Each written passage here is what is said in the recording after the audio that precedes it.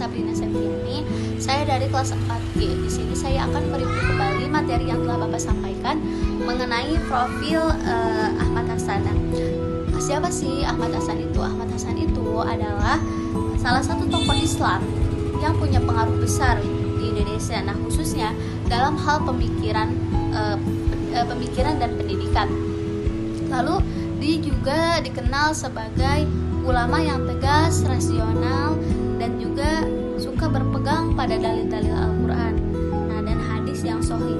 Ahmad Hasan juga aktif di organisasi pendidikan Persatuan Islam atau yang biasa kita sebut ini organisasi Persis.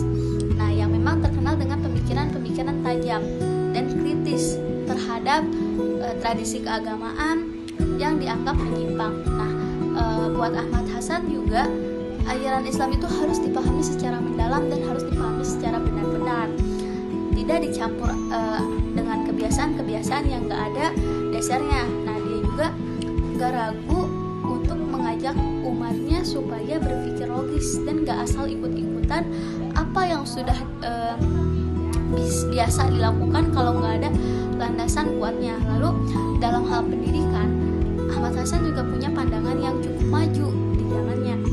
Dia nggak setuju kalau belajar agama itu cuma sekedar menghafal gitu, tanpa tahu alasannya.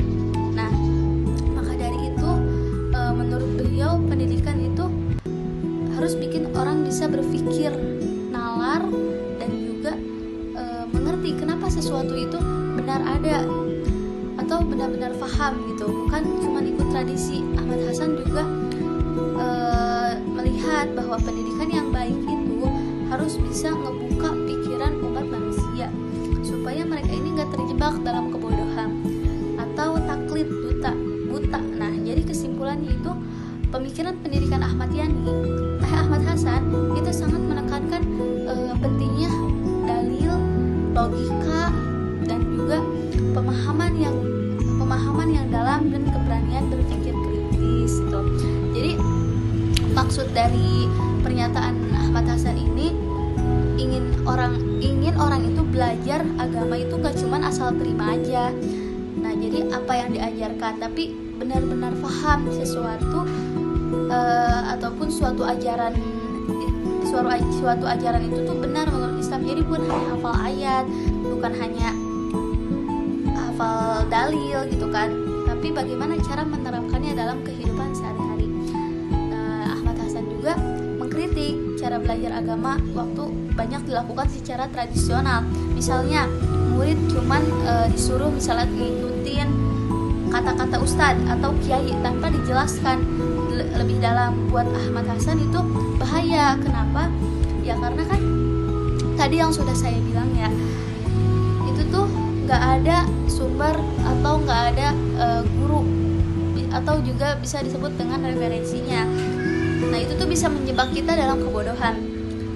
Terus juga jadi menurut Ahmad Hasan ini belajar agama itu harus pakai pemikiran, diskusi, tanya jawab, bukan cuma ngapalin dan patuh buta. Dengan begitu umat Islam juga lebih kuat ilmunya dan gak gampang dibohongi atau disesatkan oleh orang-orang.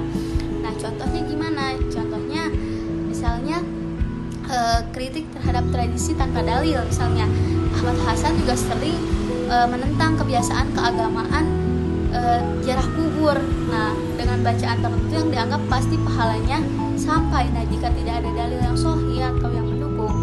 Contohnya, ia tidak melarang ziarah kubur secara mutlak, tapi menolak